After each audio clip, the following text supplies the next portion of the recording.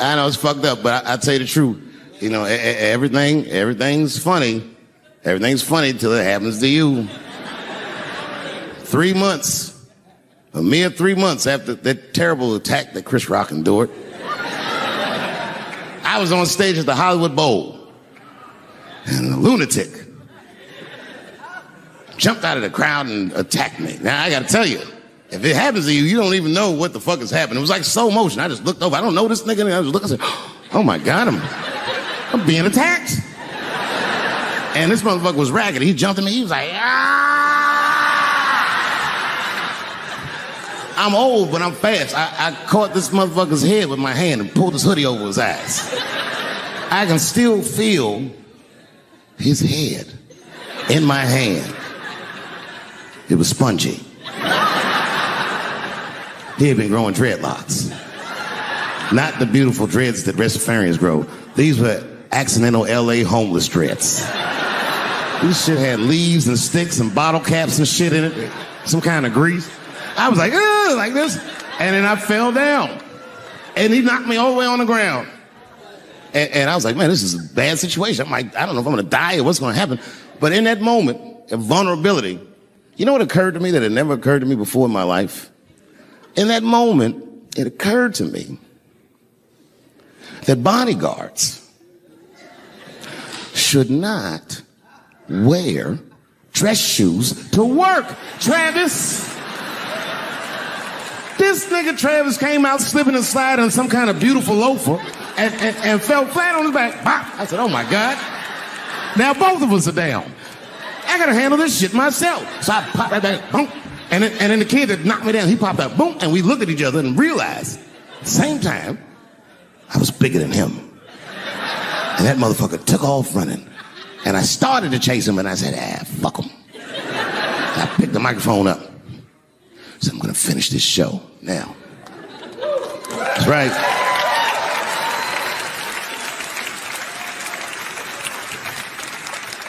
For 3 months before that, I'd been making fun of Chris Rock. And people would ask me all the time. They'd say, Dave, what would you do if you were Chris Rock and Will Smith slapped you in the face? And to this day, the answer is the same. Well, I don't know what I would have done. I've never been in a situation that extreme. But I do know now what Will Smith would not have done. And that is enjoy the rest of his evening. Man, listen. We gave that kid a good while. We was whooping his ass. Not we. I mean, I was on stage trying to think of a joke to tell, but they was beating this nigga up right behind me. Everybody could see it. Everybody could see it. And I'm sitting up there trying to think of what to say. And I'm tongue-tied. Me, of all people, can't think of anything to say. Look at my karma. Just that moment. Of all the people in the world, Chris Rock walks from backstage, walks up to me in front of 20,000 people, grabs the mic out of my hands and looks at the crowd and goes, was that Will Smith? Man, motherfuckers fell out of their chairs laughing. I was standing there looking stupid. I was fucking furious because I'm thinking in my mind, nigga, this is my attack. You got attacked 3 months ago. Now you have jokes. So I snatched the mic back from Chris and tried to get one off, but my shit did not go good at all. I didn't know what to say. I was just like, it was a trans man. And the crowd was like, boo. It's LA, we like trans people, boo. I know, I felt so bad. I felt so bad. But I know why I did it. You'd have to be there to understand, but man, when that guy tackled me, it was like it's like a movie or something. You gotta picture this. Picture a famous person you like. Every famous person you could imagine was at that show. It was like the biggest night that Hollywood had ever seen. And when that guy tackled me, he cleared the bleachers. I had to watch the tape afterwards to know this happened, but as soon as he tackled me, Jamie Foxx was the first motherfucker that jumped out of the crowd. He was wearing a white cowboy hat like he knew this shit was gonna happen to him. Never seen this nigga in a cowboy hat before. And Jamie started chasing that motherfucker around like any given Sunday. And that kid was fast as shit, was juking and shaking, and he broke Jamie's ankles, and he just kept running. And then Jon Stewart from The Daily Show ran from backstage and jumped at this motherfucker like Super Jew. He was like, ah! And the kid seen Jon coming, so he jumped back, and Jon went flying that way, and this kid was fast. And then he turned around, he sees the emergency exit, he starts running for the emergency exit. Just before he got to the door, motherfucking Puff Daddy from Bad Boy Records jumped in front of the door. That nigga was like,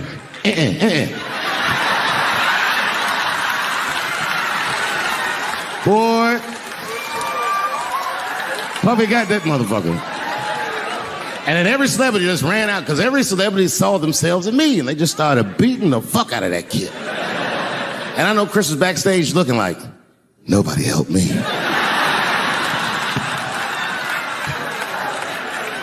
Everybody hates Chris.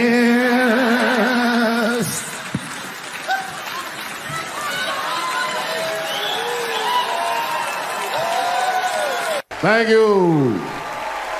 Thank you.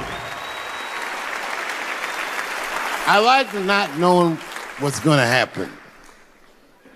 I like making memories. Sometimes I do all this crazy around my colleagues just so that they can tell their friends I did it.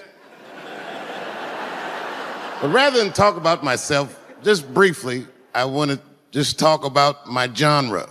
Stand-up comedy is an incredibly American genre. I don't think any other country could produce this many comedians. And unbeknownst to many people in this audience, I don't think there's opinion that it exists in this country that is not represented in a comedy club by somebody. Each and every one of you has a champion in the room. We watch you guys fight, but when we're together, we talk it out. I know comics that are very racist, and I watch them on stage, and everyone's laughing, and I'm like, that mother means that.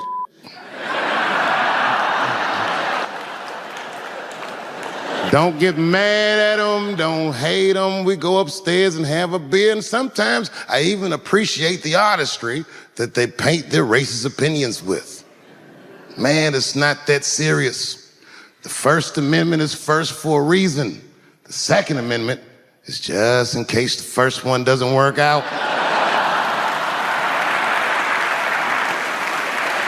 We gotta let some air out of the ball, man. The country's getting a little tight. It doesn't feel like it's ever felt in my lifetime.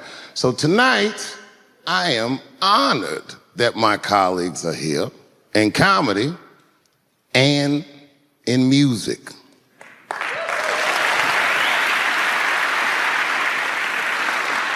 And I want everyone in America right now to look at me. Look at me smoking indoors. I didn't ask anybody, I just did it. What are they gonna do? Kick me out before I get the prize? No, nigga, this is called leverage.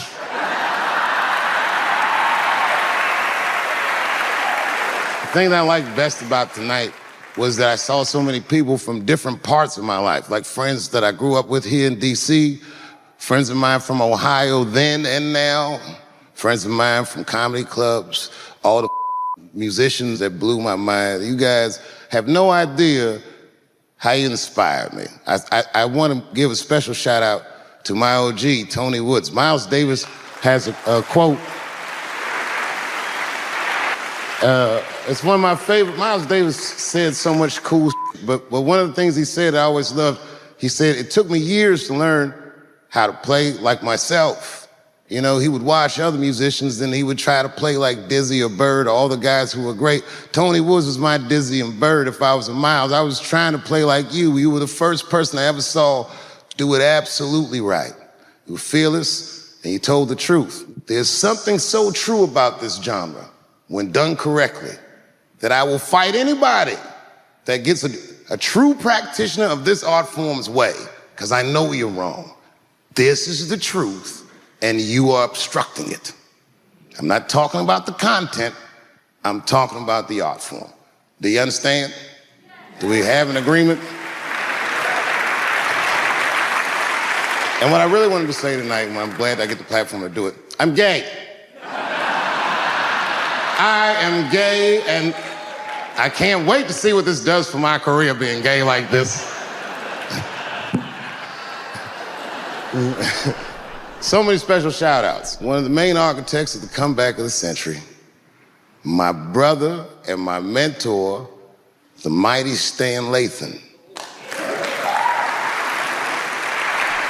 I never dreamed that I would be able to work with someone as great as you.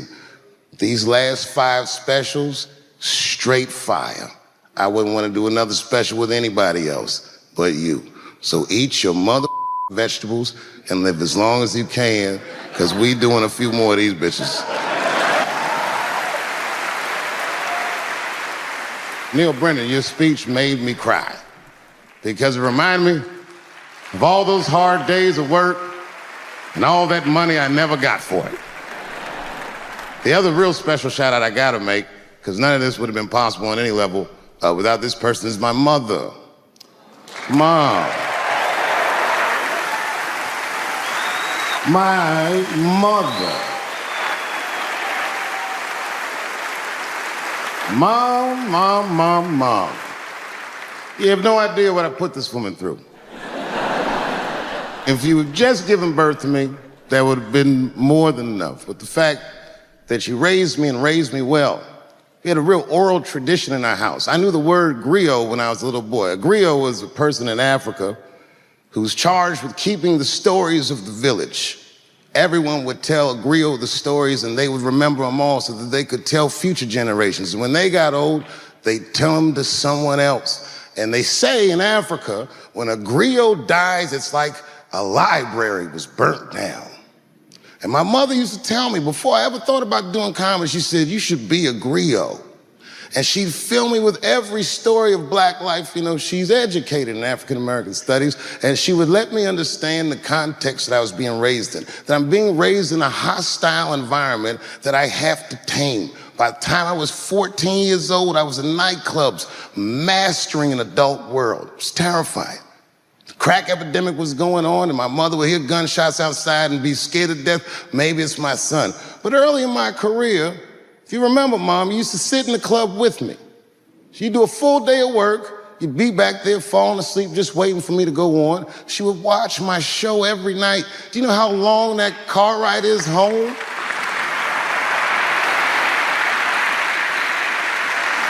How many of you have ever heard your mother say, jokes were a little too much tonight, son?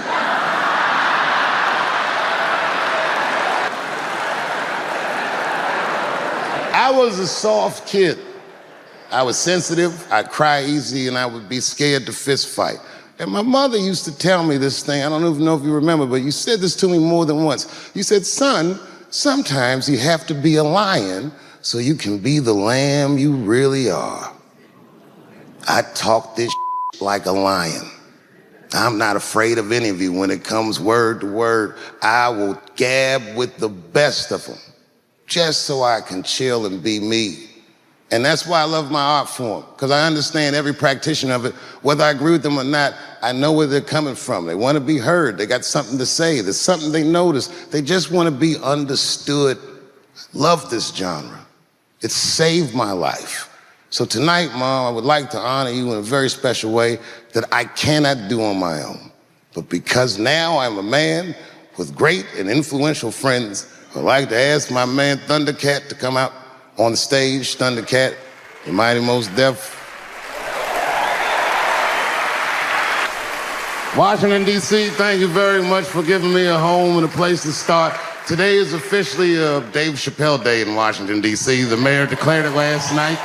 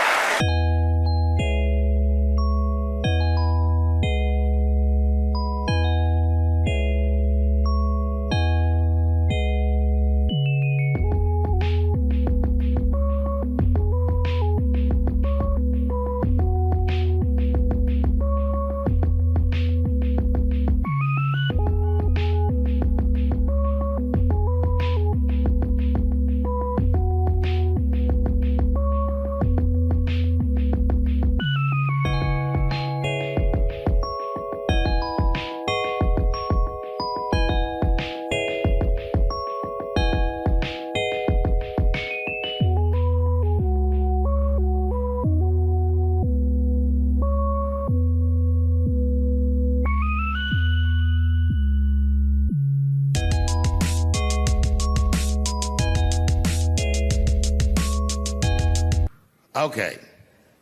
Before I did Killing Them Softly, when I was 22, HBO gave me the biggest opportunity of my life at that time. They gave me a half-hour special, but this shit was not like a special, you know what I mean? It was like, it was generic. It didn't even have a title. It was just Dave Chappelle. And I shot it in San Francisco at a place called Broadway Studios, which is on the second floor of a building. And beneath Broadway Studios is a nightclub. And the special was only supposed to be 30 minutes. And I got ready, I practiced, I did all the shit I was supposed to do. And the night that I taped, 20 minutes into my 30-minute set, I'll never forget this, music started blasting from the nightclub underneath. You could hear it real loud, and it fucked my whole show up, and I was devastated. I was a young man. I really believed in what I was doing, and I thought that my dream had been killed. So when I got off stage, I ran down the steps to the alley behind Broadway Studios and where the control trucks are parked, and I kicked that motherfucking door open, and I started yelling at all the producers. I was nobody in show business, just a guy that believed in us. I said, man, you fucked everything up. That fucking music, what the fuck were you thinking? And there was a guy who was a big-time producer, I ain't saying no names, and he stood up, and he said, hey, kid, sit the fuck down. He said, we didn't ruin anything. He said, we made a deal with that nightclub to not play music, and they didn't honor the deal. And I said, who didn't honor the deal? And he pointed to a guy. I'll never forget it. It was an old white man sitting in the Ford Taurus by himself. And he said, that guy right there. And I didn't waste no time or ask no questions. I went to that Ford Taurus and I beat on that window and I said, open the door, motherfucker, I want to talk to you. And that old man looked at me for 1 second and wisely drove the fuck off. And left me in the alley cussing at anybody who would listen. And 2 minutes later, literally 120 seconds later, couldn't have been any more than that, the doors of the kitchen in the alley of that nightclub underneath Broadway Studios flung open. And that old man was standing there, that same old man with reinforcements. He had 2 big goons with him, and he looked at me, and he was calm as a cucumber. He said, you, come here. I want to talk to you. I didn't know anything about the streets at this age. But I found out later in my life that these men were Russian mobsters. And I don't know what you guys know about the Russian mob, but these are the niggas that killed Denzel in Training Day.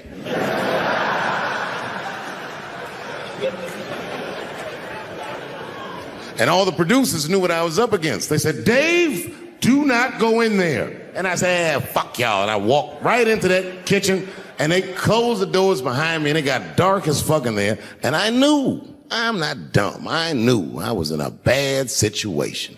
But you have to understand, I believed in what I was doing, and I didn't give a fuck. Just kept cussing at these motherfuckers, telling them how they ruined my life. And that old man couldn't believe that I was talking all this shit. And as soon as I took a breath, he stopped me gently. He said, hey, kid, listen. Your friends lied to you. He said, we made a deal, but your friends never paid me. And when he said that, I realized I was locked in a kitchen.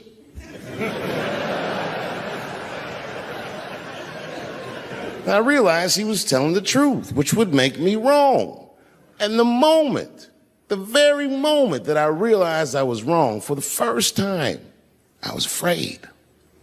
You see, it's a funny thing if you believe you're absolutely right. You can get drunk off the feeling of how right you are. That's why gay people are so mean.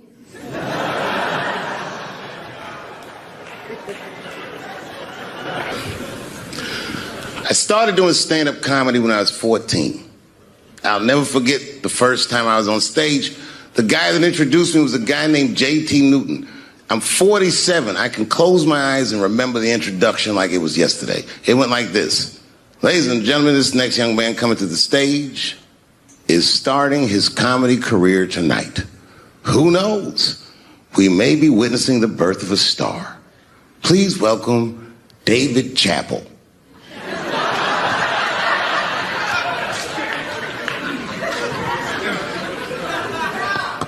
From the first time that I ever held a microphone, I was sure this was it.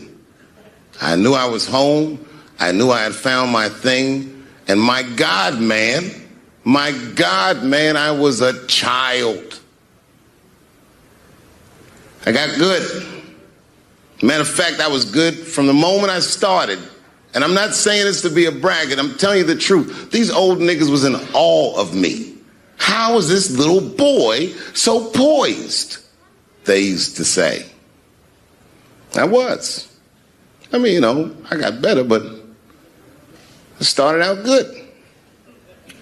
About a year into it, when I was 15 years old, I had written a joke during the AIDS epidemic about having a Goodyear condom. Something, I don't even remember the joke. Something about an industrial strength condom by Goodyear. I just remember all the comedians really liked that joke. And there was an older comedian. And he came to me one night after the show, after he saw the joke, and he said, listen, I got an audition at another comedy club, and I was wondering, do you mind if I do that joke? I just want to borrow it. Now, I'm a kid. I don't know any better. I'm like, borrow it? Well, I guess, sure, if it'll help your career. I let him do the joke. And then weeks later, I was waiting to go on at a comedy club, and he went on before me, and he did the joke. And after the show, I pulled him aside, and I said, hey, man, I don't mind you borrowing my jokes, but you got to give them back. He said, oh, I forgot to ask you. He goes, let me buy that joke from you for $50.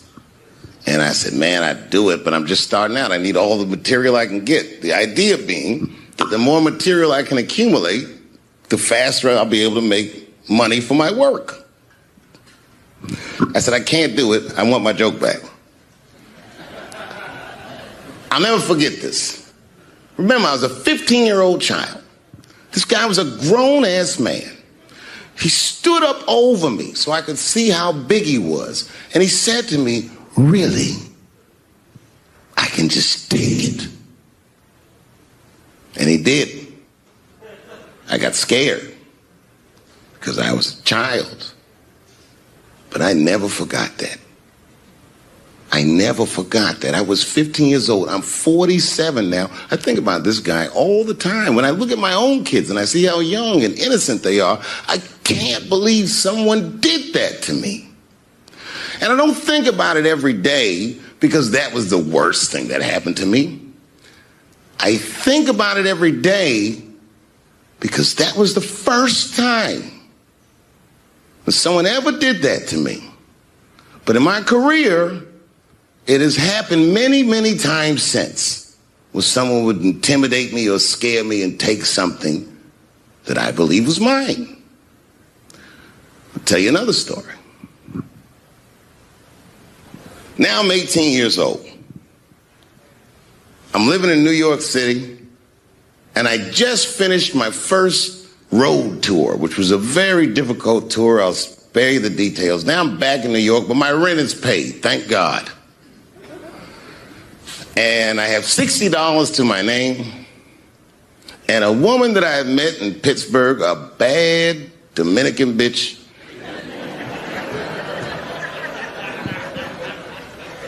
was coming to New York. She was going to spend the weekend with me.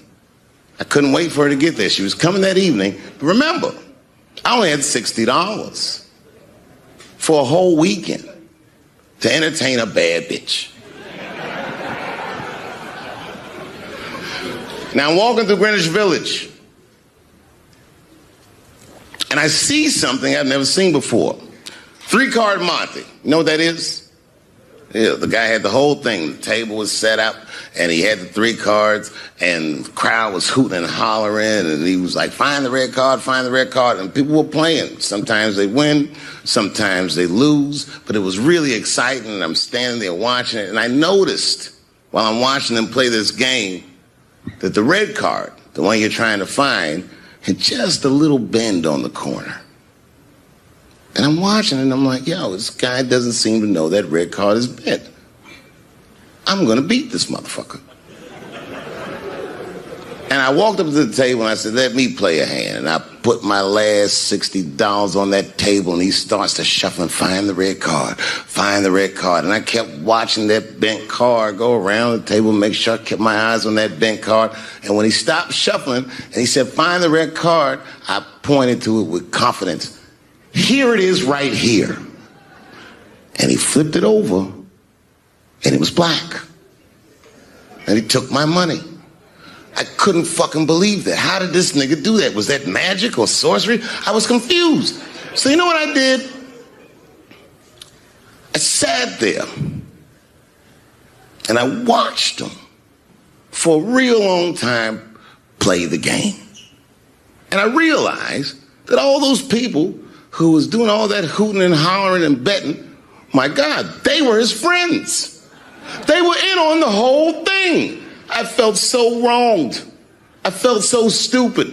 And then the next sucker came up to the table and was about to put his money down. And I said, fuck that, man. Don't put your money there. All these niggas is in on it.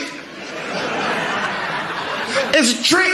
And when I said that, the guy that was dealing, and this motherfucker was huge, snatched me up by my collar. Feel how strong he was when he grabbed me. I was a skinny little guy. And he was gonna maul me. And the only reason he didn't, I'm sure, is because he saw the fear in my face. And that fear, he looked at me. I saw his eyes go from hard to soft. He softened. Then he looked at me like the way a father would look at a child. And he said to me, young man, don't ever come between a man and his meal. I never forgot that either. Most niggas would have to run the streets for years to learn a lesson that profound. It took me 2 seconds. Never get between somebody and their paper. Taking a man's livelihood away from him is akin to killing him.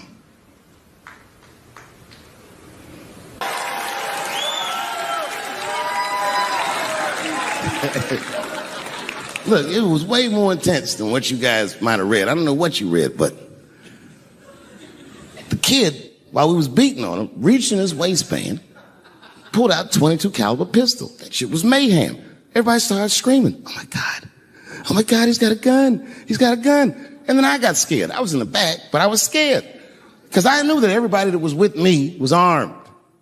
Yes, if they had shot and killed this kid on stage at the Hollywood Bowl, like I pay you to do, Travis.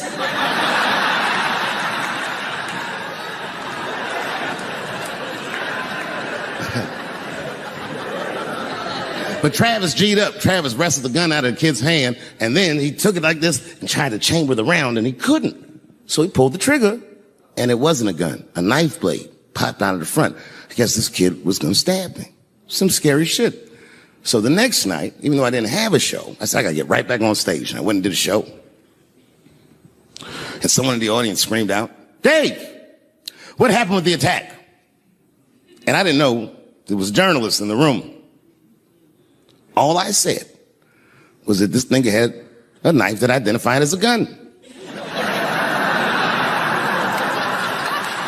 I got 6 more weeks of bad press for that joke. I didn't even do nothing to this nigga. That's not right. That was not right.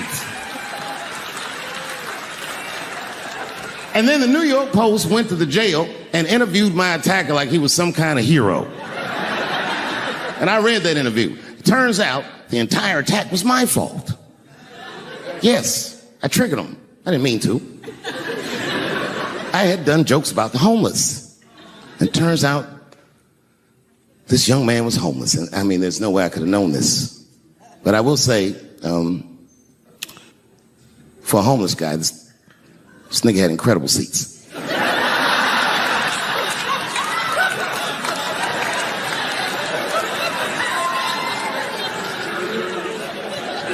Oh, and they said I triggered him because I had done LGBTQ jokes, and it turns out this fella was a bee.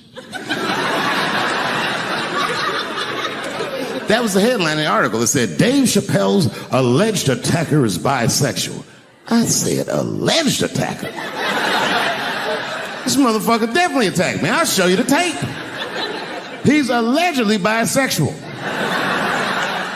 I'm gonna need to see him suck somebody's dick before I believe the rest of this article.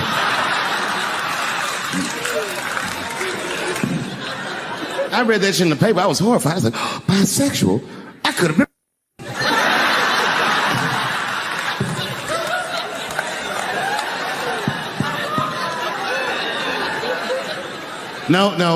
No, you know what though?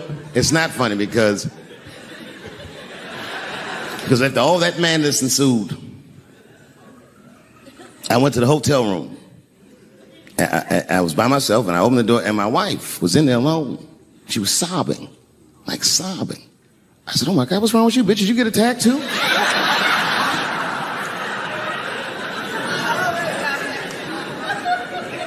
And she's crying. She said, oh my God, David. She said, if you had died tonight, me and the kids would have nothing.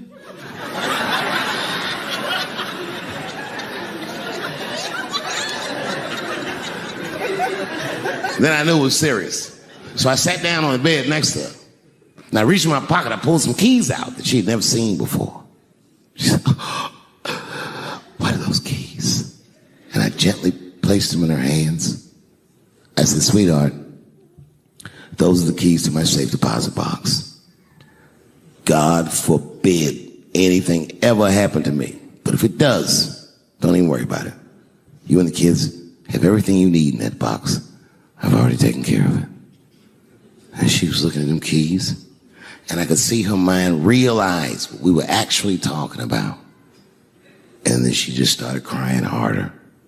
And to be honest with you, that made me cry a little bit too. And we hugged each other real tight.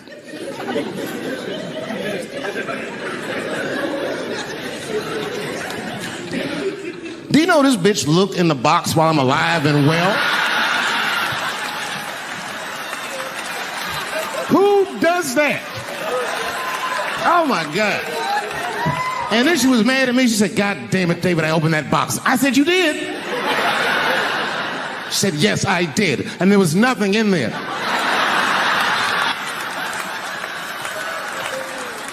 I said, nothing? Oh. She said, nothing except your stupid joke book. I said, whoosh. I said, well, sweetie, look. If you tell those jokes exactly how they're written, you and the kids should be fine. They're really good jokes.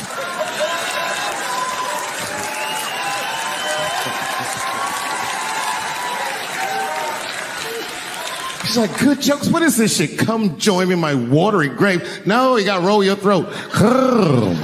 Join me in my watery grave.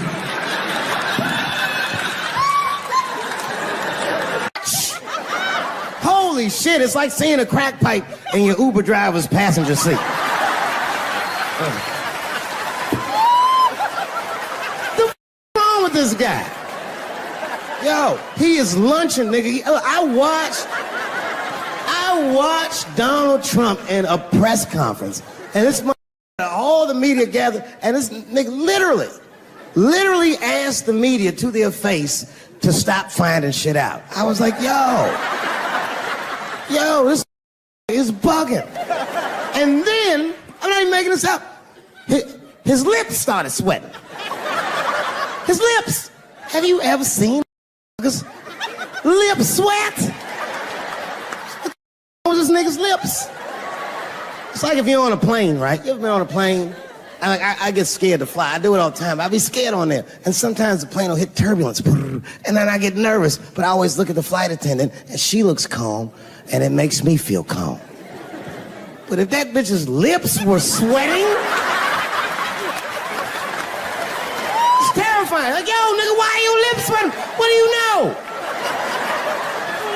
And then, I'm not even making this shit up. The podium, he goes, you don't know how scary the things I read in my briefings are. And I was like, holy shit, man. You ain't supposed to tell us that, bro. That's bad leadership. Even as a parent, you think I'm gonna sit my kids down? Hey, little man, come here real quick. I just wanna holler at you for a second. Yo, I'm 3 months behind on the rent, nigga, and I am worried. Very worried.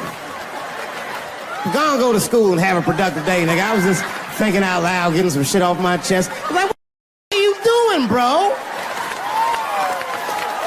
This is bad, man. Jesus Christ. All this ideas sound like high people ideas. Like he doesn't think these things through before he tells us. He just tells us what he's thinking as soon as it occurs to him. This shit sounds nuts. I'm gonna go to China and I'm gonna get those jobs from China and bring them back here to America. For what, nigga? So iPhones can be $9,000? Leave that job in China where it belongs. None of us want to work that hard. Thinking. I want to wear Nikes. I don't want to make them shits. Do it. Stop trying to give us Chinese jobs. I am going to bring back coal. Coal? I'm not even exaggerating. I have never in my life even seen a lump of coal. I honestly don't even know what coal is for. If you're gonna have us digging around in the dirt looking for shit, find me some truffles, nigga. That's what I'm about. And these truffle prices are getting out of control. If it gets any worse, I'm gonna be back down to regular butter like everybody else. Terrible, terrible job. North Korea with rap battle threats. Fire and fury, like, yo! Yo, what are you doing?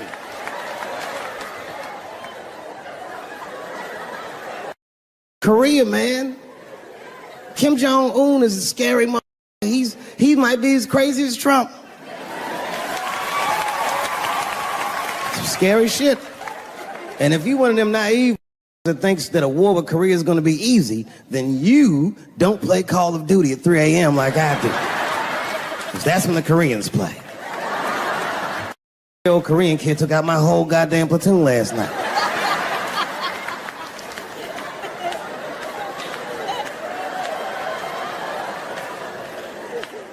I've never seen somebody in an office so high with the most just basic solutions. Like, you know, we should not let any more Muslims in the country till we can figure out what's going on. Did he just say, figure out what's going on?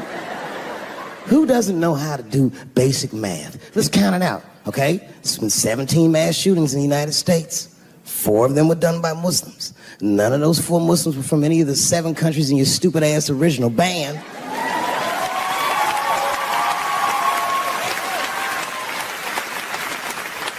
And since he brought it up, the other 13 shootings were done by the Tiki Torch whites. These are facts. And you don't see me trying to ban white people from the show to keep the rest of the audience safe. Terrible idea because it's mean and it's racist. And most importantly, it would be catastrophic to my bottom line. If there were no white people here tonight, I might leave this bitch with $1,800. This man needs to realize that we all need each other. And that's why we will never, ever be able to beat China. Because everybody in America is racist, and everybody in China is Chinese. Called it all wrong. And don't believe the media either, because as all this shit is happening, the media is trying to make us believe that the extremities amongst us are the norms. We can disagree, that's fine.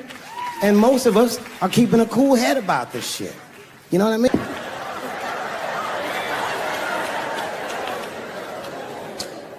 Sometimes I think that the media is hard on Trump, because I'll see shit that they get on him about that doesn't seem bad to me.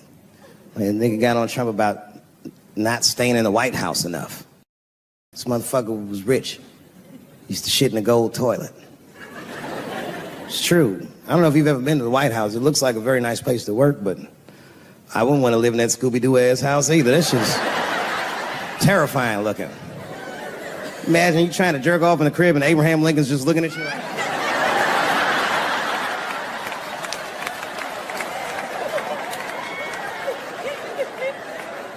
Shit, Bush didn't stay there either. He was rich too. I'm going to my ranch in Texas. Obama moving to the White House like, this is a nice place. Look at this rug.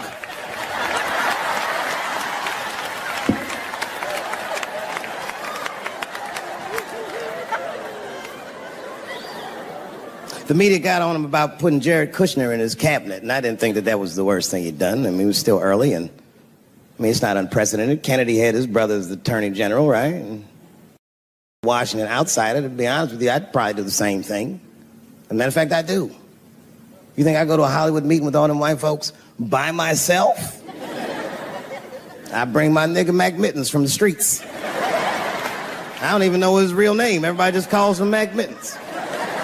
But I know he's not qualified to even listen to these meetings, but it makes me feel good. And all the white people look at me like, Dave, do you mind asking your friend Mac Mittens to excuse us so that we can talk business? And I say, anything you say to me, Mac Mittens can hear that shit. And he listened to the whole meeting. And when they done talking, I just look over at Mac Mittens, and if he gives me the signal, meow, meow, I'll sign the papers. It's a gut check. Or how about this one? Remember when it was the day after the election and the president of Taiwan called Donald Trump to congratulate him? And Donald Trump, of course, took the call and talked to the president of Taiwan. The problem with that was Taiwan doesn't have a president. The United States functions on what they call a one China policy, and Taiwan is a renegade province of said China. And Donald Trump didn't know that and picked up the phone and started yammering away, and the media ate his ass up. And I'm not gonna lie, I was laughing like shit. I was like, oh shit, this dumb is in trouble. And then that night I was in bed drifting off to sleep, and then I had to admit it to myself. I was like, I didn't know that shit either.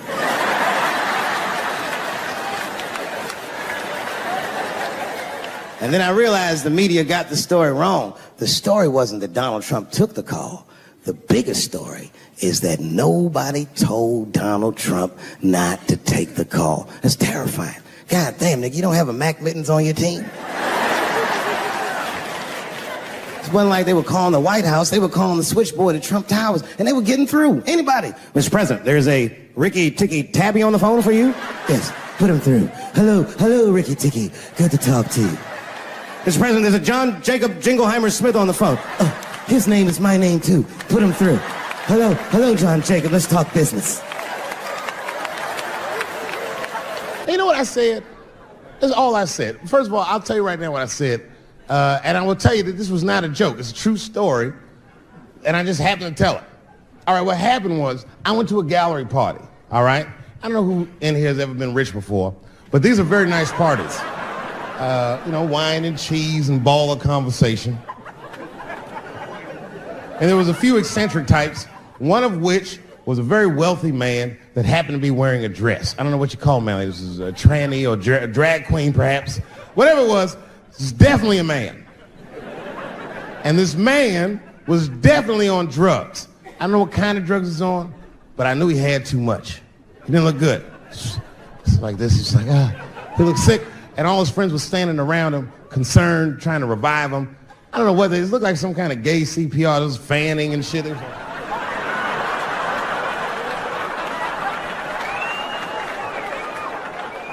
I saw all this from a distance. Now, I should have minded my own business, but I got curious. I was like, oh. And I went over there. All I said, excuse me, gentlemen, is he okay? And then they looked at me like I was evil. She is fine. I said, word? Oh. I'm sorry, I didn't know this is what we were doing. Here's my thing. I would support anybody's right to be whoever they feel like they are inside. I'm your ally in that. However, my question is, to what degree do I have to participate in your self-image? Is it fair that I have to change my whole pronoun game up for this motherfucker? That doesn't make sense. Seriously. If I put on an Argyle sweater and I'm like, hey everybody, I feel like a white guy in this sweater and I want some goddamn respect and a bank loan. That's not gonna work. Give a fuck how I feel. Why should I give a fuck how you feel? Nigger is a pronoun. But there was no time for philosophical debate. This was an emergency situation. I said, fine. Sorry, guys. I was just worried because she looks terrible. She just fell off the bench. Appears that her dick is popping out of her dress.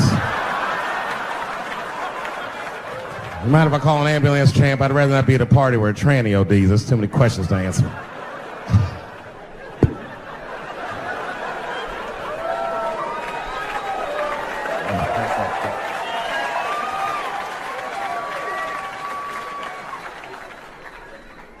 Okay, I've been through this before. I had a friend from high school. Now, in high school, this guy was a thug, right? He was a fucking dope boy. He did it all. He's a wild dude. People used to be very scared of him. And then after high school, word on the street was he'd come out the closet. I personally didn't believe it.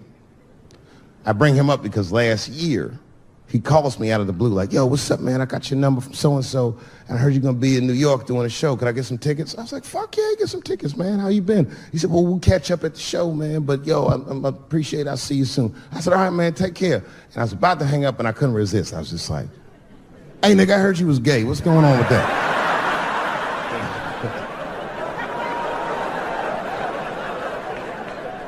And I wish I didn't ask, because he sounded like he was dying to talk about that shit. And he had a long story about it. And it's not that I didn't care, but I was, I don't like talking on the phone. I was watching TV at the same time. So I just wasn't really paying attention like I should. But I was trying to sound supportive, but I didn't really know what to say. So I was just like mumbling shit throughout this conversation. I just be like, well, nigga, you gay, man. You just gay. Like,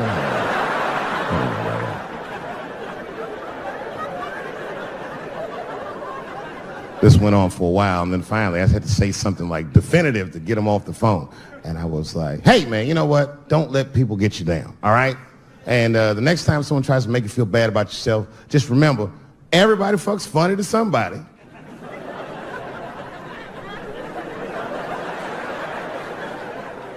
He didn't like that shit. He's like, what the fuck does that mean? I said, huh? He said, you saying I fuck funny, motherfucker? I said, no, that's not what I'm saying. I'm saying everybody's different. He said, you ain't say different, nigga. You say it funny. What's so fucking funny about the way I fuck? And I said, hey, man, I fuck feet. He said, what? Oh, this is not a joke, ladies and gentlemen. I get women to squeeze their feet together like this, and I fuck them right in that little space in their feet. But you can't build a community behind that shit. There's no flag for us. That shit made him laugh. And the next day, after the show, I saw him backstage. He was like, yo, what's up, man? I'm like, oh, shit, what's going on? And he had his buddy with him. He goes, Dave, I want you to meet Manuel. Manuel's my fiance. We're in New York getting married because it's legal here. I said, well, congratulations, fellas. And Manuel was like, gracias. And he went to go get some drinks. And then my buddy looked at me, he was like, so Dave, what do you think? And I started mumbling again. You gay, nigga, you're just gay. He said, yeah, I'm a little nervous about getting married, man. It's a big step. I said, yeah, it is. It's a big step. He said, well, you've been married for a while. You got any advice for us? No, I'm married to a woman. Sorry about that. And he corrected me. He said, no, you married the person that you love.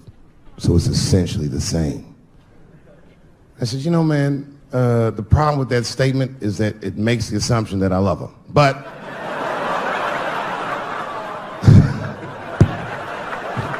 you guys lighten the fuck up. Of course I love my wife. She laughs at this shit. As a matter of fact, she eats and spends this shit. You know what I told him? I told him, I said, you know what you should do, man? First of all, you shouldn't do it. I'm talking about being legally married. It's not that you're gay as much as just legal marriage is a fucking diabolical leverage game in the United States. I'm just being honest. Devoid of religious significance or the idea of love, marriage is nothing but an awful contract that you shouldn't sign. I'm just being real. Because you start out loving each other and then like 2 years later you're just building a case against one another for a hypothetical court date that may or may not ever happen. You throw being gay on top of that, that shit is explosive. Like I said, Ray Rice shit. Okay, right after Ray Rice went through all that shit, I was at a party and I met this kid, Michael Sams. You know Michael Sams? Very nice guy. He's the first openly gay NFL player. And Mike's a very nice guy, very brave guy. But when I met him, I couldn't help but thinking, now what's gonna happen when Michael Sams beats his wife up in the elevator? Is that domestic violence or is that just two niggas working shit out in the elevator? You know what I mean?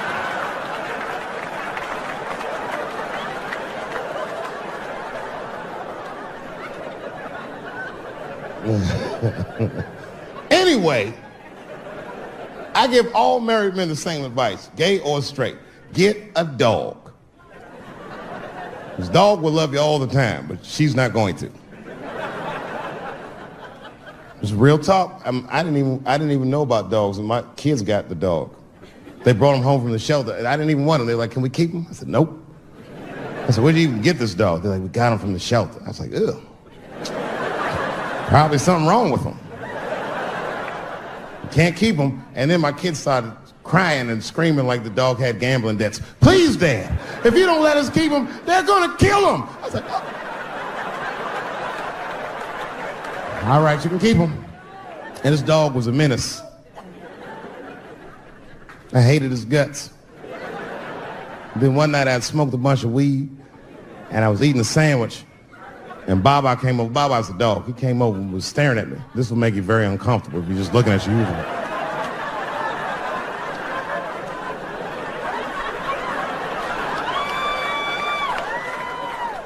I had to give him a piece of my sandwich so he'd go away. And that's how we became friends.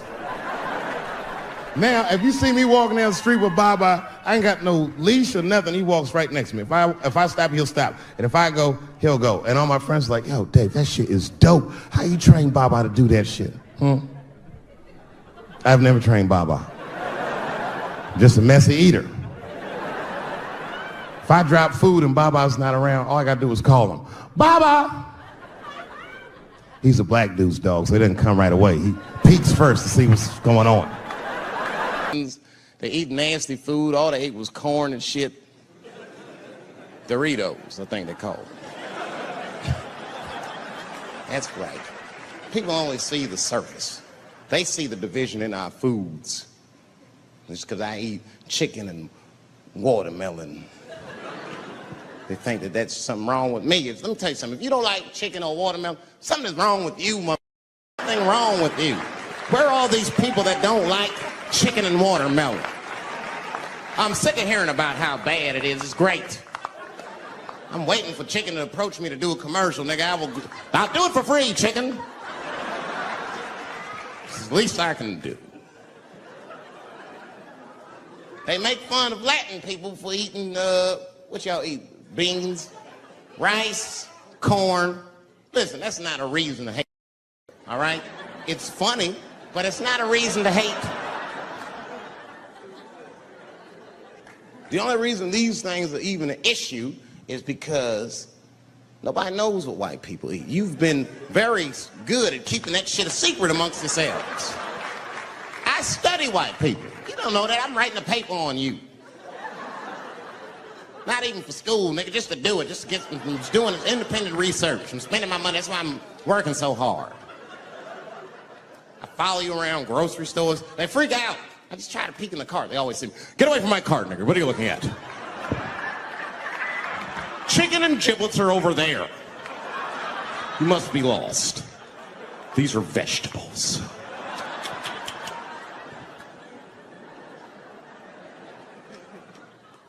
"I know what you drink." See how quiet I got? Grape juice. Surprise, my didn't know I knew about grape juice, did you? Oh, don't play dumb with me. Looking, what is it? A lot of black people don't have the privilege of knowing about grape juice because they have grape drink. It's not the same formula that you get. Ain't no vitamins in that shit. You might have one of your black friends over. Todd, would you care for a glass of grape juice? What? Nigga, what is juice? I want some grape drink, baby. It's purple. I don't think I know what a grape drink is. What? I have some apple juice if you want. What is juice? I want some apple drink. Scream.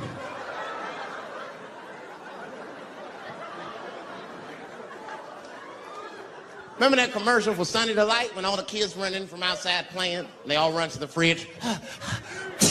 All right, I got some purple stuff, some Sunny D. As soon as he says Sunny D, all the kids go, yeah!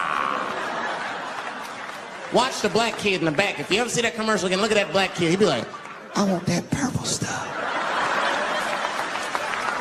That's drink, nigga. That is drink. They want drink. I want all them vitamins, nigga. I want drink. Sugar, water, purple. That's the ingredient. Sugar, water, and of course, purple. It's two. I got a lot of things to talk about tonight. First of all, I've stopped smoking weed. With black people, you didn't let me finish. God damn. I'm sorry, black people, to break the news so publicly, but I can't smoke with you anymore. Every time I smoke weed with my black friends, all you talk about is your trials and tribulations. I'm sick of that shit. I got my own problems. That's a waste of weed. I'm smoking weed to run away from my problems, not take on yours. From now on, I smoke weed exclusively with white people. Calm down. You win by default. You got good weed conversation. All white people talk about when they get high is other times that they got high. I can listen to that shit all night. Dude, remember at Frank's last week? Smashed, man. And catalogs everything they drink. 2 shots of Jaeger, tequila, 4 bong hits, man, beer, cheeseburger. That shit is great. Only bad part is you cannot pass out around white people.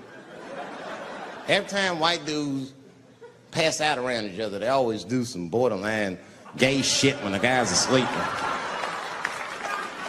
Frank fell asleep, so he like stuck a carrot in his ass and put shaving cream on his balls. Like, why, motherfucker, do that to a friend of yours? He trusted you enough to sleep around you, gonna put a carrot in his ass?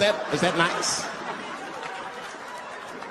I tell you right now, if I put a carrot in a black dude's ass, a nigga will kill you when he wakes up for some shit like that. That is an automatic death sentence on the street.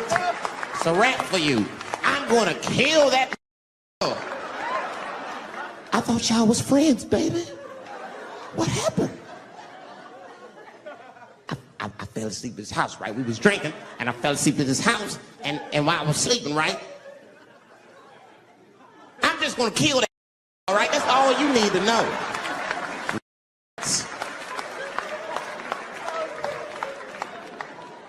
But everybody's getting along.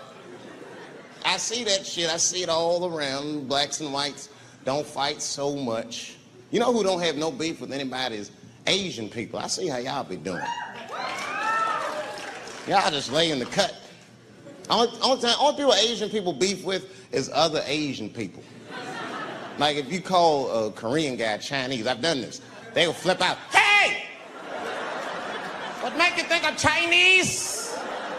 I am Korean. I look Chinese. Yes, you look Chinese. That's why I said it. It's an accident. Nigga, to the untrained eye, you all look Chinese to me.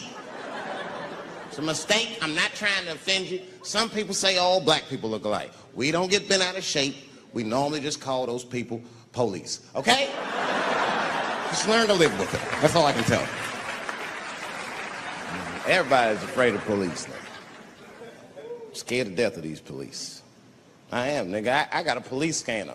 First money I got, this is the first shit I went out, bought me a police scanner. I just listened to before I go out, just to make sure everything's cool. You hear shit on it. Calling all cars, be on the lookout for a black male between 4'7" and 6'8". Staying in the crib tonight. Gotta work on that alibi for a minute. Every black person needs an alibi.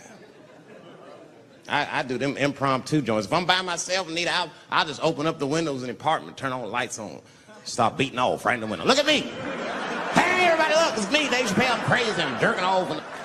Note the time, 2:35. Look at me, I'm jerking off in the window, 2:35. Comedian Dave Chappelle is June 10th. Note the time.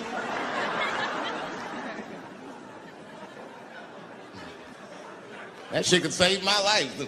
Officer David Chappelle couldn't have done that. I saw him in his window masturbating from 2:35 to 2:37. I'm certain of it. He was standing on a clock and holding a calendar and today's paper. The alibis. I can't be no celebrity. This shit is just the worst. I'm seeing it. I see why stars are crazy now. I went to Disney World with my kids, which is a big deal for me. I don't get to see my kids so much. I do Chappelle show 20 hours a day, sleep for like half an hour, raise my kids for 10, 20 minutes, and I go back to work. Now, this particular day, I got to hook up with the kids. We went to Disney World. Everybody at the park. Hey, Rick James, bitch.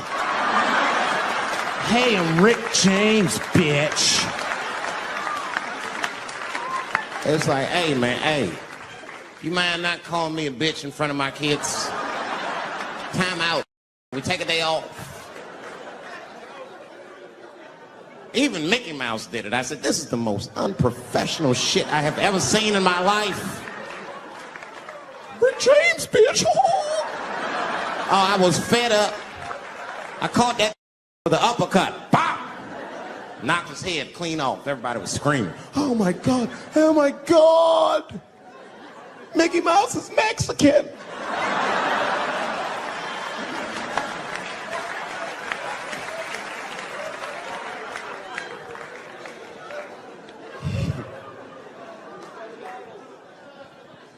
I had a terrible time in Disney World.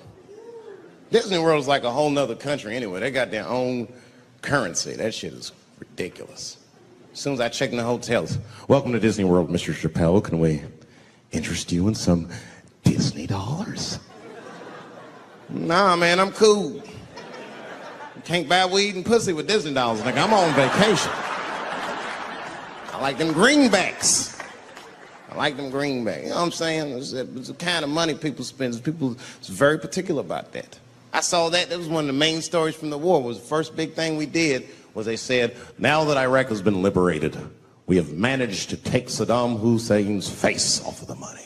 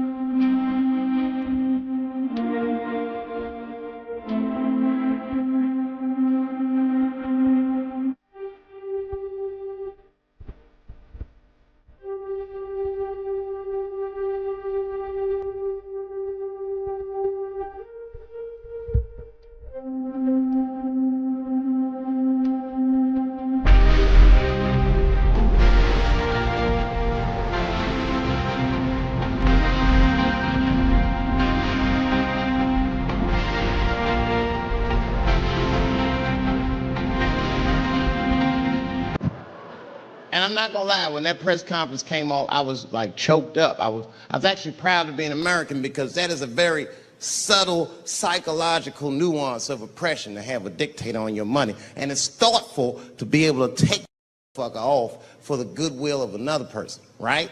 But then I thought, well, if you could do that for Iraq, what about our money, man?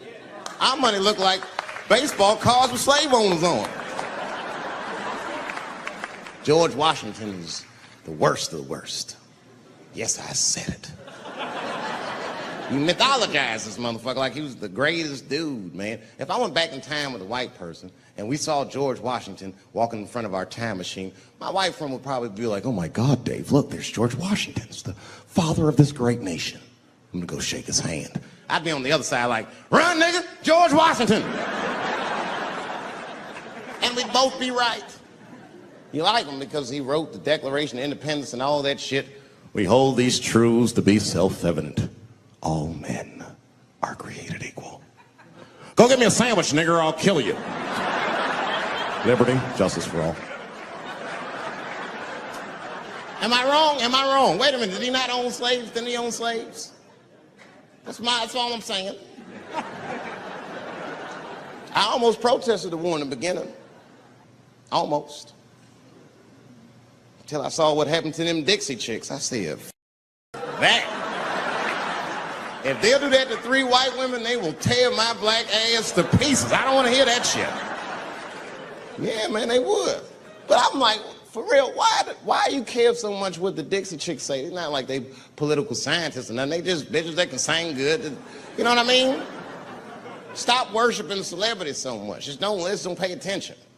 I remember right around September 11th, Ja Rule was on MTV. That's what they said. We got Ja Rule on the phone.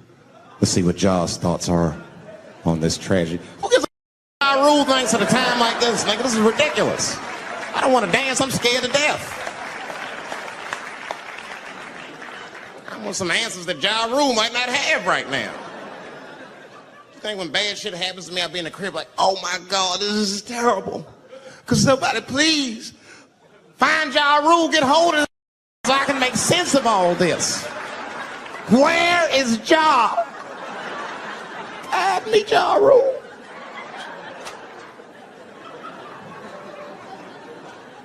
I don't even know why people listen to me. I'll say anything, nigga. I've done commercials for Coke and Pepsi. I don't give a what comes out of my mouth. I just say what it takes. Whatever it takes, that's what I'm saying. If you want to know the truth, can't even taste the difference. Surprise! All I know was Pepsi paid me most recently, so tastes better. It's pretty much how the game goes. I'm just being real, man. There's too much goo-gagging over celebrities. People don't know what's fake and what's real anymore. That's why Bill Cosby got in trouble. Look what happened to Bill Cosby. Bill Cosby said some real shit, and the whole world freaked out on him. For what? For having an opinion? Just because he was selling pudding pops for the last 40 years, people forget that he's a nigga from Philly in the projects, and he might say some real shit from time to time. It's not that big of a deal. I spoke at my old high school, and I told them kids straight up, if you guys are serious about making it out of this ghetto, you gotta focus, you gotta stop blaming white people for your problems, and you've gotta learn how to rap or play basketball or something, nigga. You're trapped. You are trapped. Either do that or sell crack. That's your only options. That's the only way I've ever seen it work. You better get to entertaining these white people, nigga. Get to dancing. Go on out there and be somebody.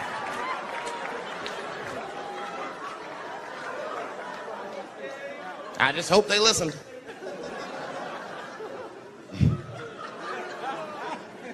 This shit is ridiculous. People worship television. They worship this shit. You know, like if you watch a movie, right? Say you're watching a movie and one character says to another character, say, hey, what's your number, man? What's the other character always say? 555, 5555.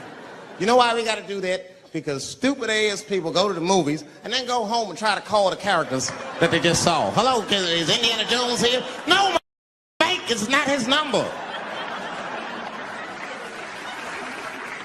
And to be honest, this is the worst time in history to be a black celebrity. They locking all our stars up. It's hot right now for black celebrities. I knew it was bad when Kobe got in trouble. I said, this is a wrap for us. He's one of the most wholesome dudes we had. Lock him up and everything. And Kobe kept it together. Thank God he held his game together, because if he was cracking under pressure and getting like 6 points a game, the whole LA would have been like, that nigger is guilty. Kobe was playing his ass off. He was playing like his freedom depended on that shit. You see that in them games, this nigga's trying to beat that case on the court.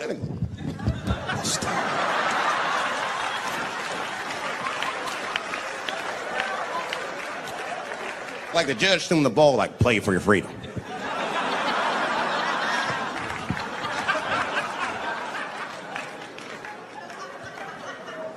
If I could talk to Kobe, I'd be like, just relax, you'll be fine, man. Because the public is still giving Kobe the benefit of the doubt. He's one of the few black celebrities that get that.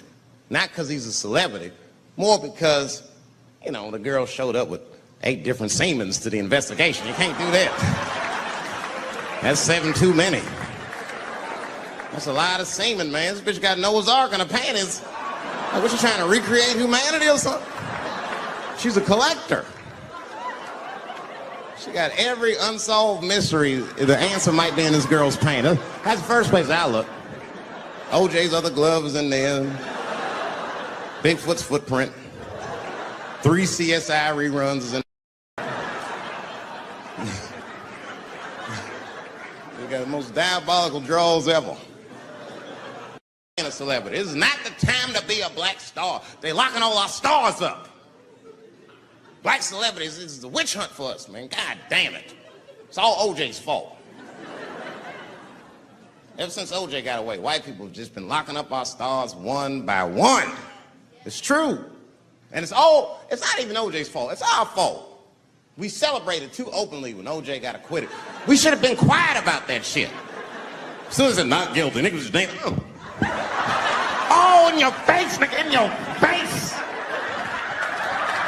It hurts, don't it? It hurts. Burns, doesn't it, nigga? Ooh, that justice system burns, doesn't it? Welcome to our world, man. White people wanted OJ's ass bad. City of LA spent over $12 million just trying. And the look on white people's face when he was acquitted, priceless. Priceless.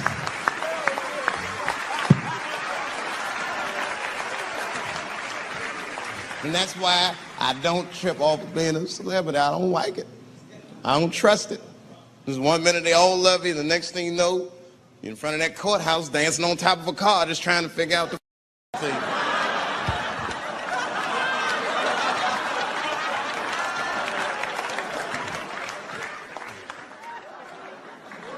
That's what I'm waiting for, because the timing of this Michael Jackson shit is what makes me doubt it.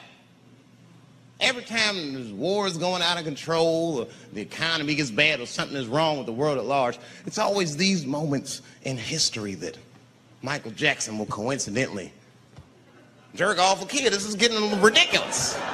Like, are you planning this shit? Do you have meetings? Michael, thank you for coming.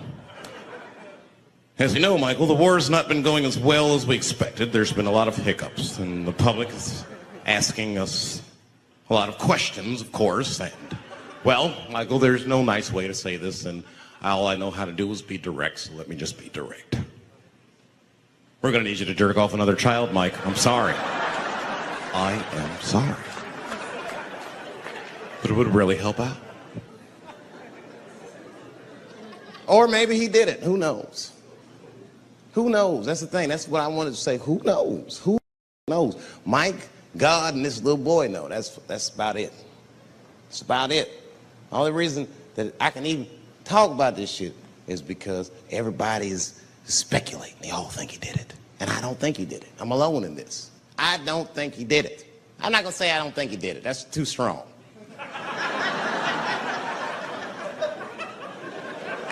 Let me just say I am reserving judgment until all the facts come out. But so far from what I heard, I mean, the kid said he was dying of cancer. He was in Make-A-Wish Foundation. He claims he had 2 weeks to live, and it was his dying wish to meet Michael Jackson. Come on, man, give me a fucking break. This kid is 10 years old. He don't remember Thriller. The fuck you want to meet Michael Jackson for, honestly? I remember Thriller, and I just, like, kind of want to meet this nigga. Like, I wouldn't break an appointment to meet him. I'll put it that way. I'd have to already be free. That's ridiculous. It's like if I'm down in 2 weeks and go, oh, mama, get me in a room with Chubby Checker. I wouldn't want to meet my last 2 weeks. Why not Usher or somebody like this? So then the kid claims he goes to Michael's house. This is where it all gets crazy. I don't, like, you know, he does everything you'd expect at Michael's house. They climbed trees and rode roller coasters and Ferris wheels. The chef made cookies, pies, and cakes. They was petting the monkey and the giraffe, sang songs, kid shit. And in the middle of all this childlike activity, for some reason, Mike pulled out some wine and some pills and sucked this kid's dick. Folks, it hurts me to say it. And the kid had the nerve to call that abuse. The motherfucker is a good host. God damn, what else do you want? What else do you want? I'm lucky to get a glass of grape drink at my friend's house. Let alone a roller coaster ride and my dick sucked. Mike must be confused, like I brought you in my house, I fed you, I sucked your dick, and this is how you repay me? This was your wish, not mine. Thought you were dying in 2 weeks, motherfuckers. I've been in court for 1.5 years. You get stronger every time I see you.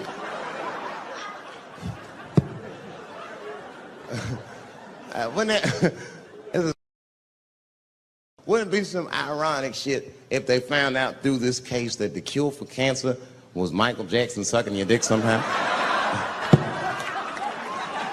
Like if Mike had powers like Green Mile and all the kids like, please, Mike, suck our dicks. Never again. You didn't appreciate it. Can we at least study your saliva? Please, Mike.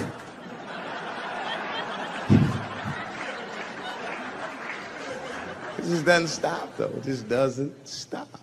And the only reason I can talk about Mike is because he's a freak. He is a freak. That's why people let you talk about him. Because if I brought up Kathy, it'd get quiet as shit. But about a year ago, there was a mixed martial arts match, professional fight, unprecedented, never happened before. It was a fight with a trans woman versus what we used to call back in the old days, a woman.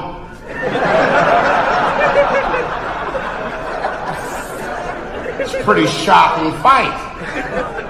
Can't believe that an athletic body would sanction such a bout, and yet it happened. And normally, I don't gamble. But you better believe, nigga, everything.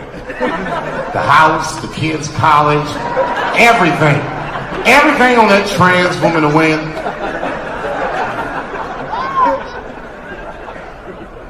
Well, I'm still rich, aren't I?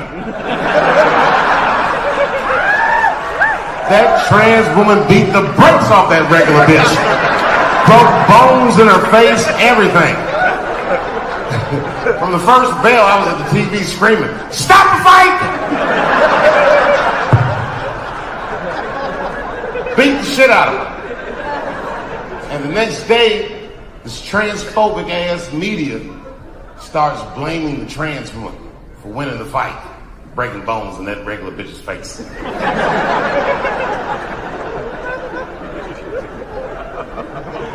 But we know the truth. I want to be politically correct too. But goddamn it, that was that regular one's fault, bitch. That was dangerous. You know what the fuck it is. You know what it is. You're fucking crazy. You're gonna get yourself killed. If I put some lipstick on Mike Tyson, you wanna fight him too, bitch? What are you doing? What are you doing?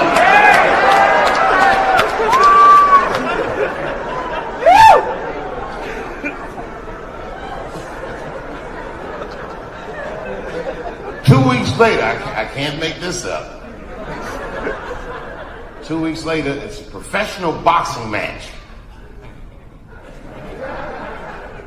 It's trans man versus the man.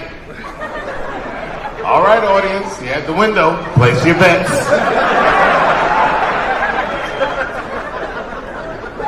This one was harder. I had to look at pictures first. When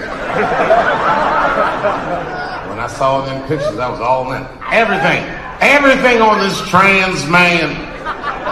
My wife said, "Don't do it, David." I said, "Shut up, bitch, I know.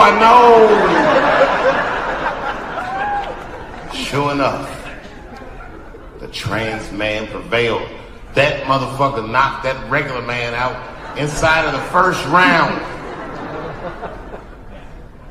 And the guy that he knocked out was Mexican. You know how they are. That motherfucker can never go home. Ever.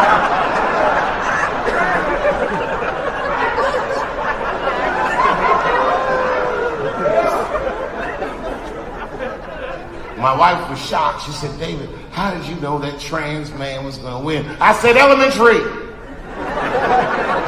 Now look at this picture.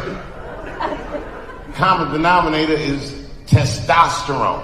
Whoever has the most testosterone will always win. And I saw that picture, that trans man. That motherfucker had a full beard. This nigga looked like Mos Def.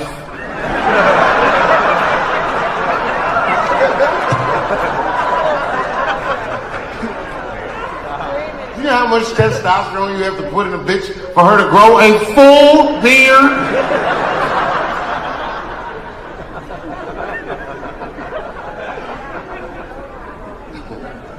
A trans man, that can fool you fellas.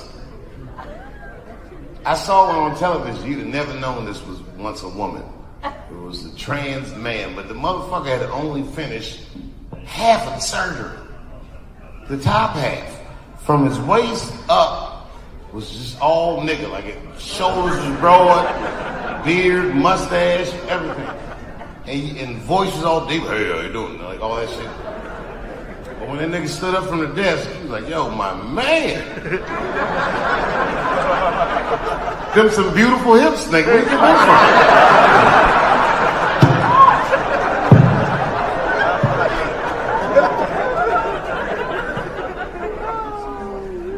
So the man decides he wants to have children.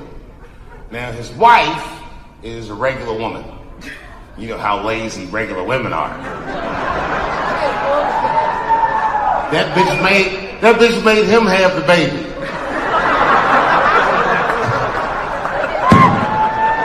He was working and he had the baby. He was like, "Well, when I first found out I was pregnant,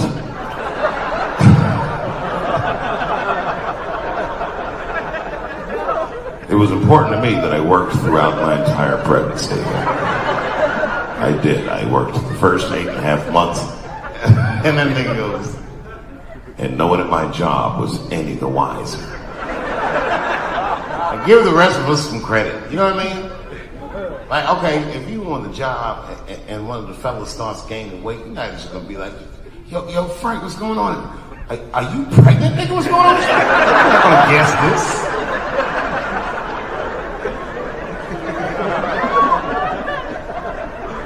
But apparently, somebody found out. And whoever found out told a bunch of people, and then the niggas started getting like death threats. Like at one point, he brings Diane Sawyer into his study. He's like, "I want you to hear something." And he presses play on his answering machine. It's fucked up, man. It's like one just terrible message after another. Real mean shit. Like, "I hope you die," and "I hope your baby dies." Really, really fucked up. It made me feel bad. Not just that the messages were so bad, but I was upset that this nigga still has an answering machine. I mean, what the fuck? Who is this guy? How is your phone so far in the past and your body's all the way in the future? They're like, who are you?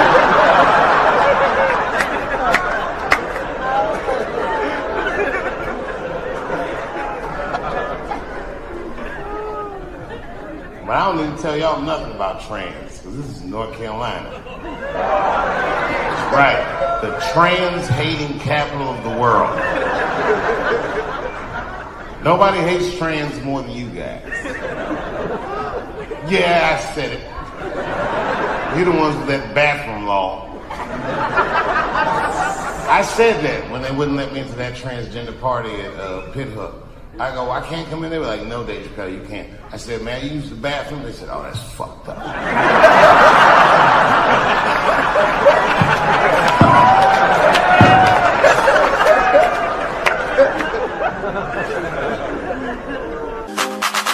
Wanna get up, don't fall for me.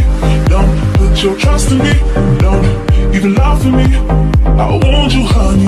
I don't get emotional. If I don't pick up, pick up. Don't come for me.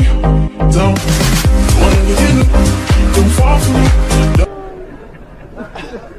North Carolina's bathroom law says a person in North Carolina must use the restroom that corresponds with the gender they will assign on their birth certificate. Yeah, I know. I don't care what you think, but that's not fair.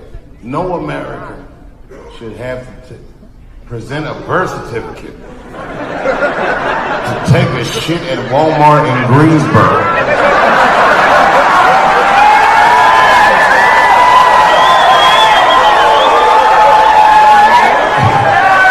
That's like fucking crazy. And a thinking person has to ask themselves, who is a law like this designed to protect? Imagine it was me. Let's say they're protecting me. Transphobic Dave Chappelle. And there I am at Walmart in Greensboro doing some shopping. I should tell you, if this ever happens in real life, just know that my dreams didn't work out.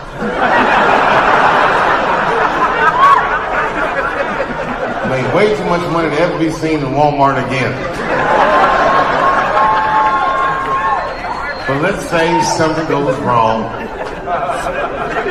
There I am in Walmart, rummaging around all that bullshit. And all of a sudden I have to use the bathroom, so I excuse myself. I'll be right back, family. I'm going to the restroom. And then I go to the men's room, and I'm standing at the urinal. And this is what your law is going to do. There I am at the urinal. And then suddenly, a woman walks me to the men's room. That's weird. And then she stands shoulder to shoulder at the urinal with me. Ooh, bitch, what's going on? And she hikes her skirt up and pulls a real live, meaty dick out.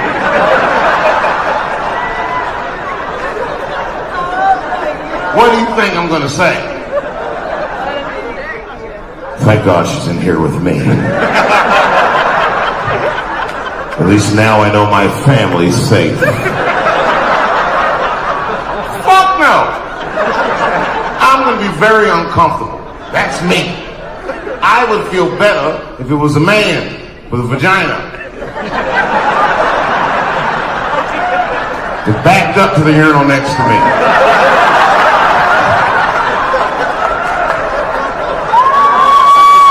It's weird, but my mind would just be like, that's funny.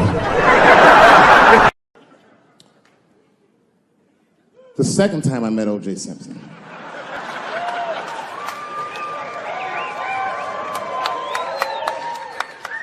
Was right after the trial of the century. There I was, now a young man of probably 23.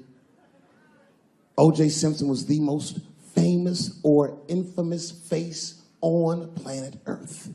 I was in a restaurant in Beverly Hills with my agents. I wasn't alone in the restaurant, but I was alone. I was the only black person in the restaurant. And in the 90s, that felt very uncomfortable. Now I tend to enjoy it at this age.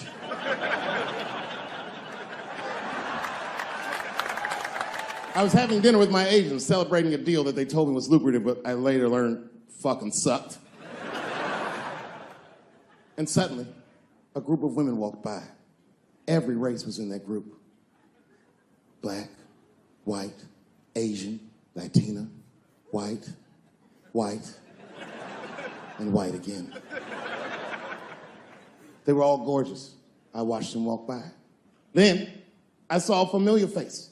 Al Collins, the man from the infamous Bronco chase, towards the door. Couldn't believe what I saw.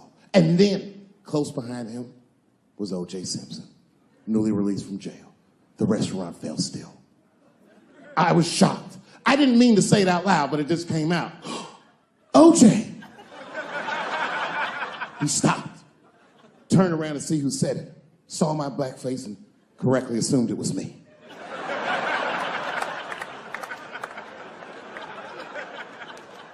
I was sitting in the corner of the booth. He leaned over all the white people I was having dinner with and shook my hand. How are you, young man? He looked in my eyes, and I could see in his eyes that he didn't remember meeting me the first time. And then he walked away. And I looked back at my agents, and all of them had nothing short of disgust on their faces. And the only one with the courage to voice their disgust was a woman named Sharon, who used to represent me. How could you, she said. How could you shake hands with that murderer? I said, Sharon, with all due respect, that murderer ran for over 11,000 yards.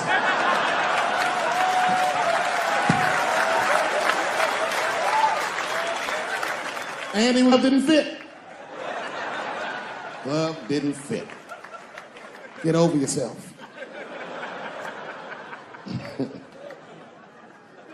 Some people can't do that. Some people just can't get over themselves.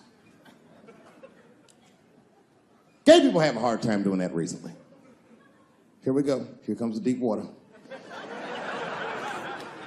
No, recently I've noticed that. I noticed that with that Manny Pacquiao controversy. Yeah, no, it was now in the gay community's defense, Manny Pacquiao said some outlandish shit about gay people.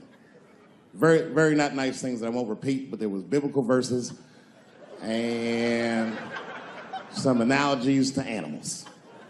Wasn't a good look. Nike took his shoes immediately, which I thought was a little harsh. A little harsh.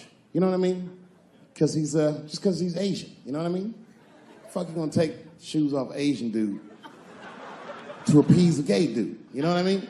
No, you don't know what I mean. But Asian people kind of know what I mean. No? No Asians in the front? No? No, this is what I mean. Okay, look. Okay, you're an Asian dude. No, I say this with no disrespect. But we're all Americans, right? And we can agree that America has a huge body count all over the world, but nowhere more than Asia. Literally, if you look at history, recently, we have bombed the masculinity out of an entire continent. We dropped 2 atomic bombs on fucking Japan, and they've been drawing Hello Kitty and shit ever since.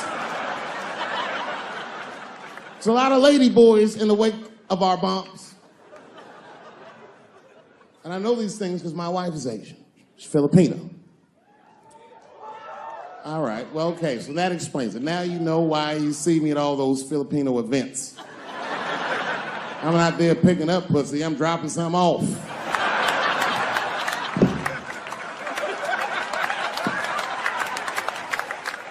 I take my wife to all that shit. I took my wife to see Pacquiao fight Mayweather. We sat ringside, okay? That was a quiet car ride home. That's what that was. But if you know what's popping in the Philippines, you know that they got a whole generation of kids in the Philippines growing up without their mothers. Yes.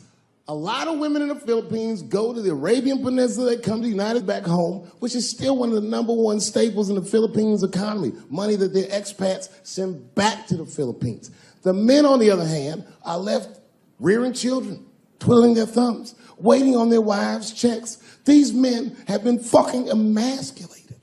And then suddenly, a boxer rises from amongst them and reinstates their manhood with his motherfucking fist. This is not the guy you're supposed to ask, what do you think of homosexuals? He's not your champ. Shit. That's why I don't have a sneaker deal, because if you say something that people don't like, they'll take your fucking shoes off. Throw the hat. They've got the longest mental gap to bridge. That's all I'm saying. Because, you know, whenever I see one of them T's on the street, I don't mind them, but I'll be like, man, I miss Bruce. I'm sorry, guys. I'm 42. I remember Bruce Jenner. Before the Kardashians, before all that, this motherfucker was a white American superhero. It was amazing. He was beating Africans at track and field. We'd never seen anything like it. He was on my cereal box growing up. You know how much of that cereal I ate, nigga? I didn't know he was gonna do that.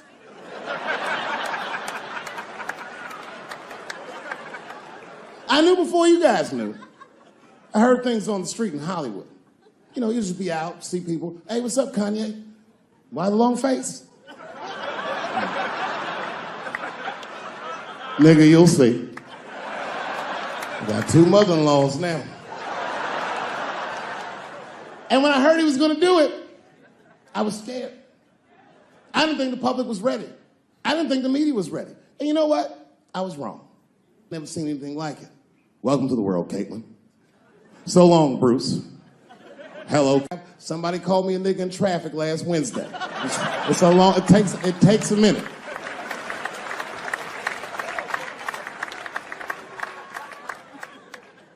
My wife's friend, Stuart, told me that. My wife has a lot of gay friends. Stuart's their leader. She has a lot of gay friends. And I don't like them.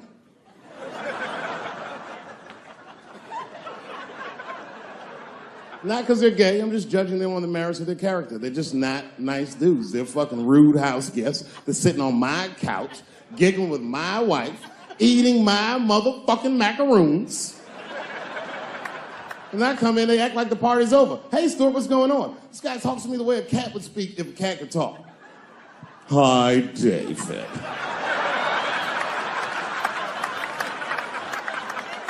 Stuart, what's all the beef, man? What's going...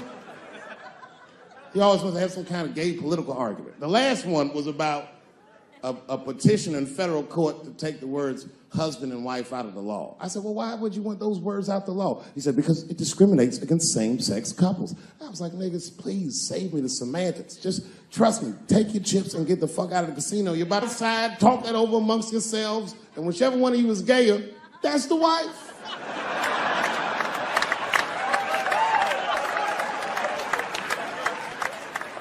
No, Stuart didn't like that.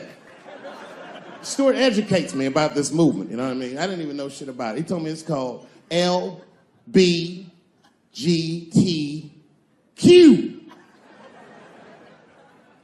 I was like, what the fuck is the Q? Does that even make sense, Q? Turns out Q was like the vowels. That shit is sometimes Y. It's for gay dudes that don't really know they're gay. You know what I mean? Like prison fags who are like, well, I'm not gay, nigga. I'm just sucking these dicks to pass the time.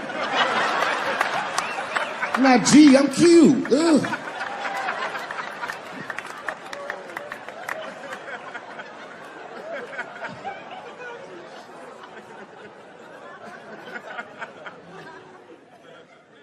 I think, okay, again, of all those letters, the T has the toughest road ahead.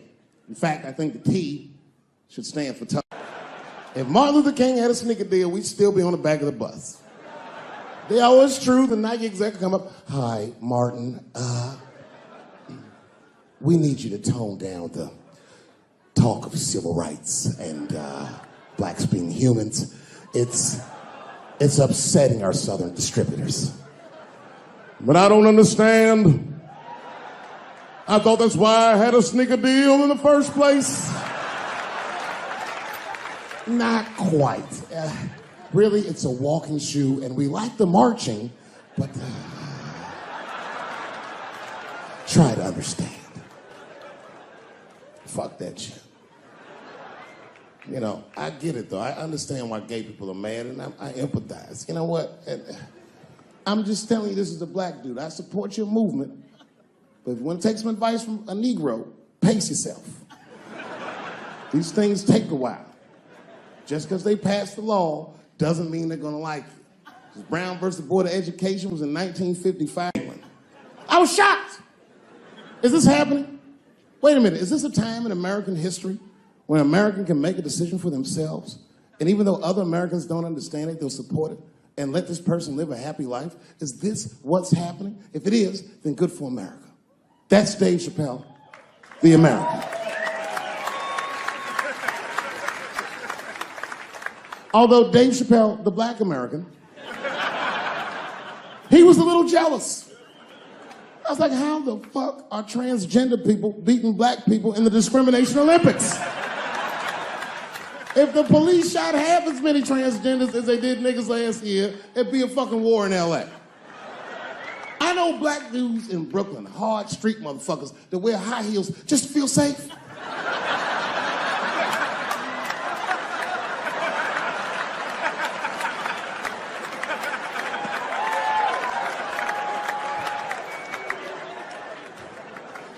Transgenders are gangsters. I used to do business with a transgender in Hollywood. Man, everybody would be scared of her in the boardroom. She'd walk in there, newly minted woman, high heels, purse. Chip.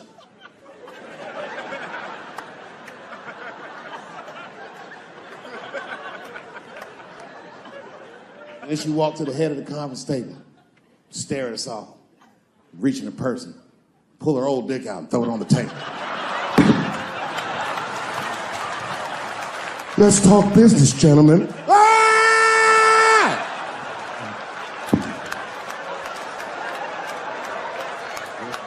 Shit is scary as fuck. If your best friend pitched that to you, you'd be horrified. Yo, nigga, let's go to the hospital and cut our dicks off and make pussies out of them shits. What? Can't we just get matching jackets or tattoos or something? Sure, that's what you want to do? There's only one way to find out, nigga. Wu-Tang, bow, bow. Let's go to the club and trick niggas into fucking us, yeah. A lesbian woman that tried to sell a story about me to TMZ. Thank goodness TMZ could see right through the sham of that story. This woman claimed that I beat her up in a nightclub because she was a lesbian. That is fucking crazy. Bitch, I didn't even know you was a woman.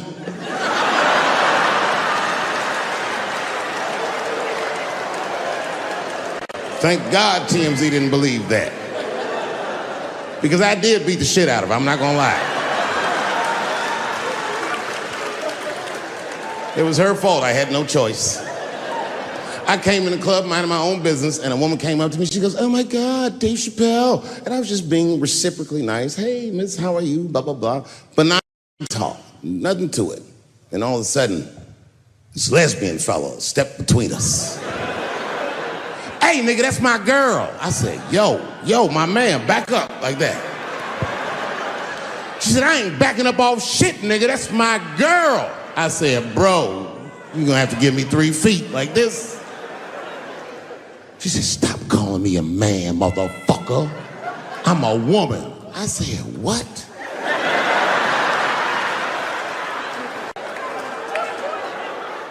And then I looked deep in this nigga's cheekbones.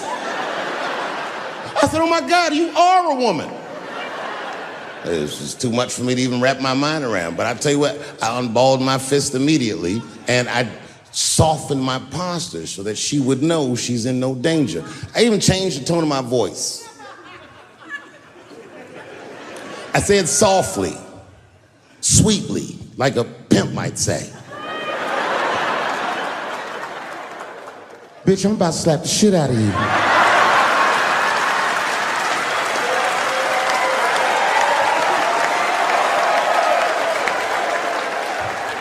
I should have done it.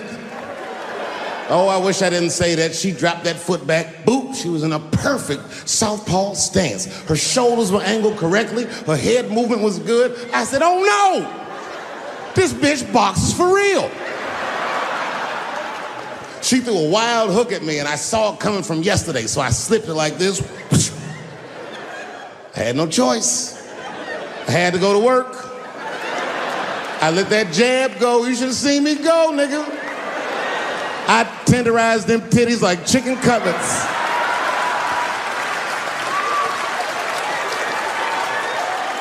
I whooped the toxic masculinity out of that bitch.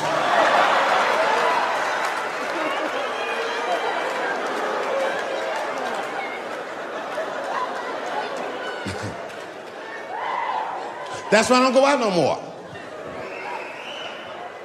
Just trying to chill. I'm just trying to live a peaceful life. That's why I live in Ohio. You know, I live in a little town in Ohio. It must be like 3,700 people, small hippie town. Culturally, it might feel like Ann Arbor to you. You know what I mean? Just a bunch of hippies and shit like that. And niggas always ask me, like, Dave, why you live in that hippie town? And I'd be embarrassed to tell them the truth. But you know why I live there? Because Yellow Springs, Ohio has the most beautiful women in the world. And a lot of people might disagree with me, but you gotta see them for yourself. They're gorgeous. But it all depends on what you're into, you know what I mean? I like white bitches with dirty feet.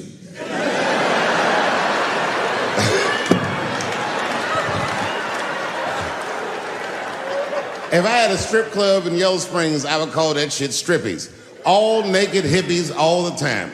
And I'd only hire girls with long titties and long vagina hair that looks like they slept on it. And I would keep a pile of dirt right next to the stage. I come back, bitch, get your feet in that dirt and get up there and give those people what they came to see. Chalk up, bitch.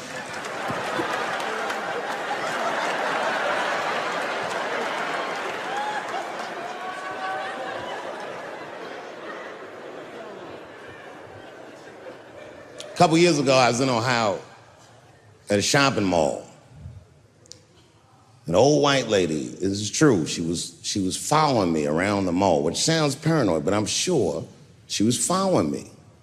Mean lady, too. You ever see a woman with lines on her face that just tell you, like, even if she smiled, it looked like it would hurt the muscles in her face?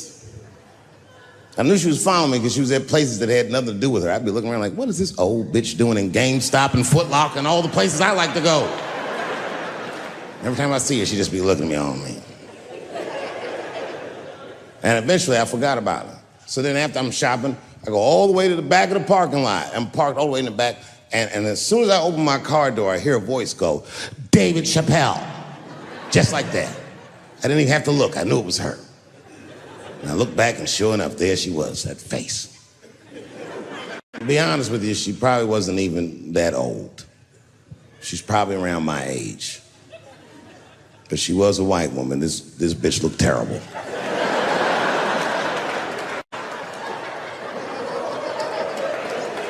Going all the way.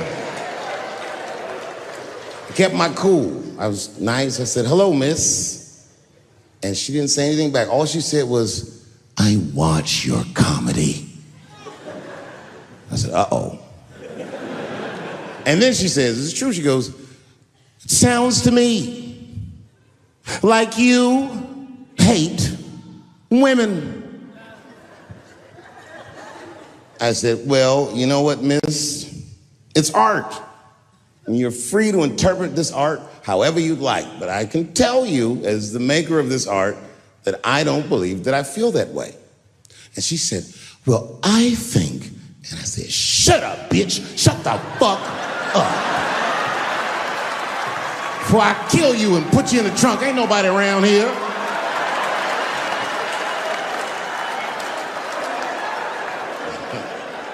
I'm just kidding, I didn't say that. I felt that way, but that's not what I said. I was more clever than that. You know what I said? And this is exactly what I said. I said, miss, before you finish that statement, let me ask you a question. Where'd you see me? Did you buy a ticket to a concert I did? I doubt that. Or maybe you watched one of my specials on Netflix. Or did I follow you to your car and do my act? She said, what? I said, keep it in the comment section, bitch, this is real life. Ta-ta.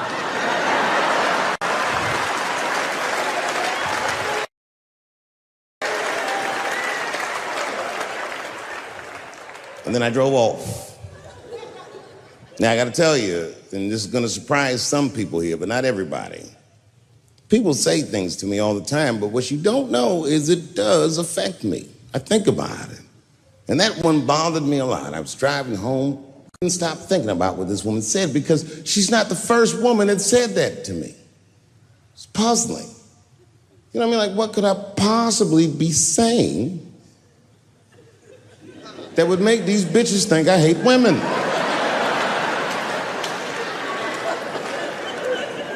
Couldn't figure it out. So you know what I did? I Googled the dictionary definition of a feminist just to make sure I was talking about the right thing. And do you know, sir, what the dictionary definition of a feminist is? I didn't either. Listen to this. Webster's defines a feminist as a human being, not a woman, a human being that believes in equal rights for women. I was shocked that that's what that meant. Because by that definition, I would consider myself a feminist. And I didn't even know that at the time.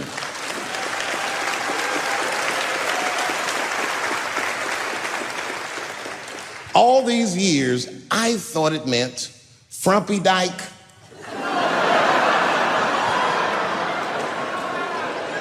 Well, that's who's always talking, to be some chick in overalls. Men are trying to rape us. Ah, not you, bitch, we please.